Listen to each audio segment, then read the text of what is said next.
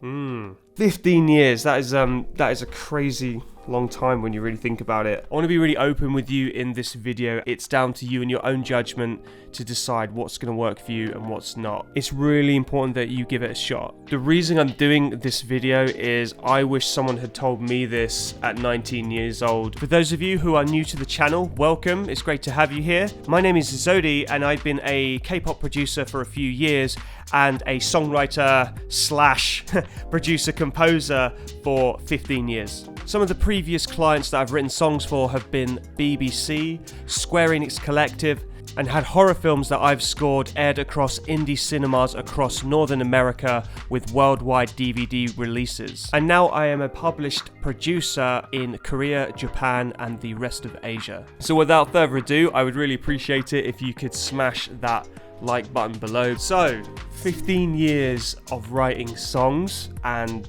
this is what I would tell you. There are no shortcuts. It's hands down the guys who stick at it the longest. Definitely seen that over the last 15 years. You've got to be as patient as possible. Simply put, they have put more hours into their craft than the next person to consistently put out great work. That's something that you can never get unless you've put the hours in and you've put the time in. And sure, you get people who luck out and they'll get the odd sort of great banger, great hit, but I think that's actually worse off for you in the long run. People are going to expect you to recreate that exact result, or your luck will run out eventually. If anyone tells you how they have this magic secret formula that's going to rocket you past the competition, probably not, and nothing will compare to just putting the hours in. That takes the most time, and I don't think people really want to hear that. Do the work, get the feedback, listen to the feedback, iterate, then do the work. Rinse and repeat that circle round and round and round. Cool. You have to evoke emotion.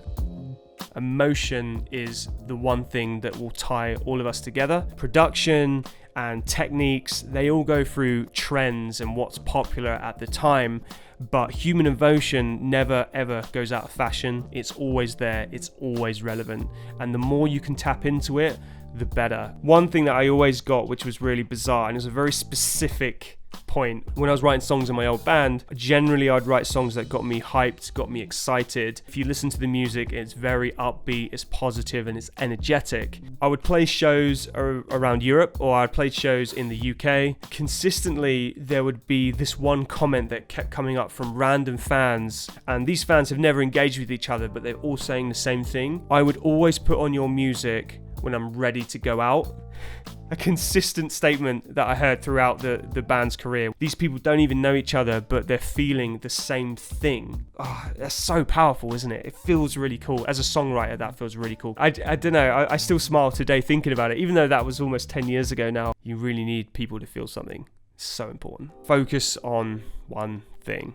Like, I wish I'd known this so much sooner. Now, this one is more for the advanced producers and songwriters out there. Probably one of the most important points that I learned in my late 20s, early 30s. To provide some context for you, when I left BIM, studying songwriting in the first year, I started a band, and it was with some great school friends. We gained momentum really quickly. We ended up getting management overseas in New York, some of our music videos on TV. We ended up going on some huge tours with massive bands. I left that band, I think, about the age of 24, 25. I spent a lot of my time racking my brains. How did we get so much success? How did we get all this management? How did it all work out? And I couldn't figure it out. Even though I was composing and I was moving along nicely, I just couldn't get my head around how I wasn't achieving that same level of success. It felt to me like I was in my old band.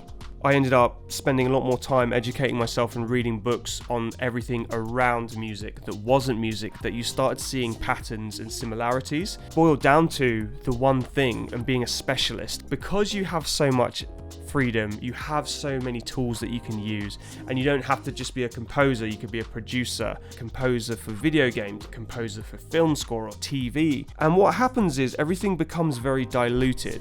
You end up not really excelling in one thing. I had no other musical projects going on. I didn't know how. I only knew how to play guitar, write pop songs. I had 3 other members, all with the same goal, all working together, all heading in the same direction. And lo and behold, opportunities started coming up a lot quicker. I get it, when you're starting out, you need to be a generalist. You need to dabble in everything because you need to learn these fundamental skills, and you can learn something in video game composition that would be relevant in music production, or you could learn something in music production that would be relevant in pitching, TV stuff.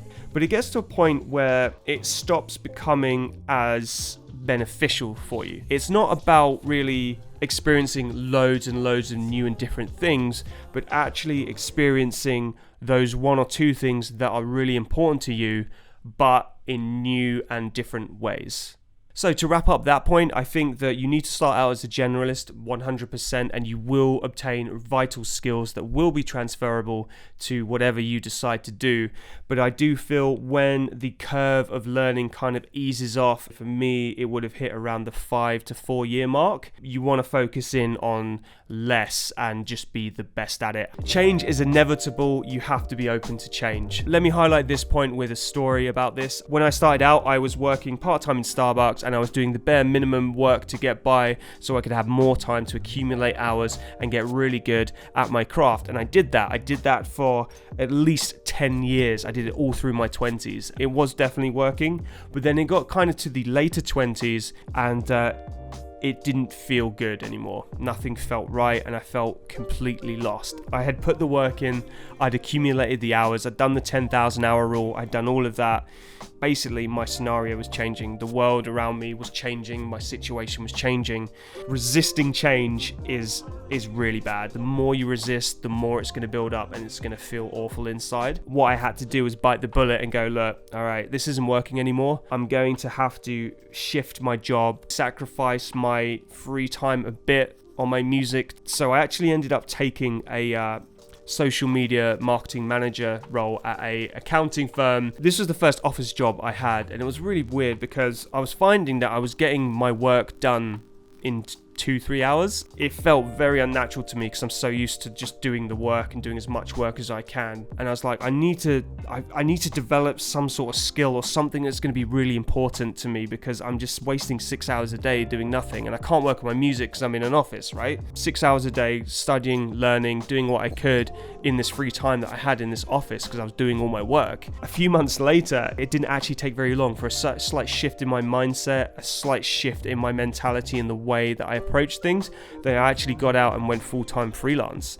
And that's all I ever wanted, really, was to be freelance so I have more time on my own schedule to write my songs and do my own thing, and actually get paid more as well, which was insane. I was kicking myself for ages. I wish I'd known this sooner.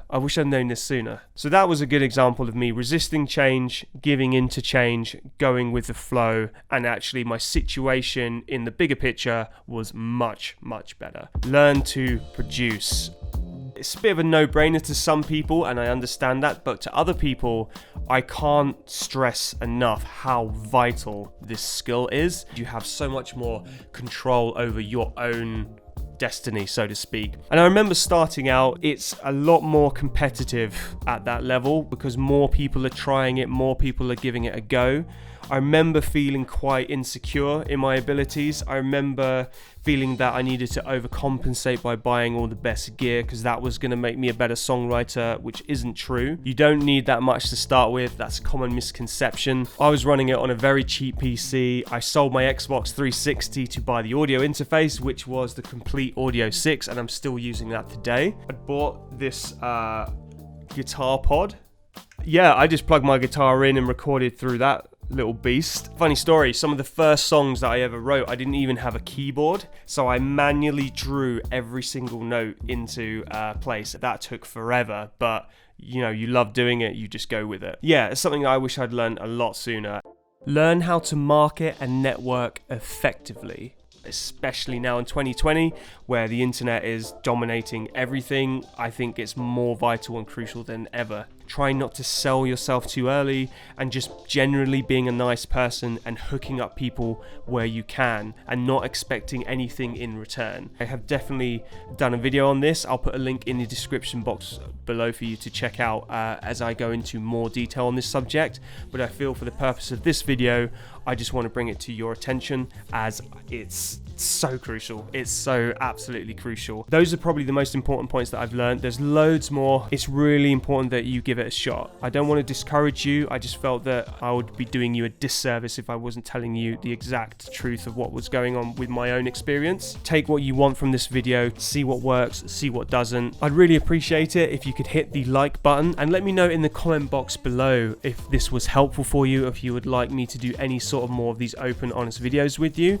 Please hit the subscribe button if you haven't already. I have some K-pop MIDI chords that you can grab from the description box below. I'll put a link in there. Thanks so much. I appreciate you, and I will catch you at the same time next week. Cool. I think that'll do. Right, ending.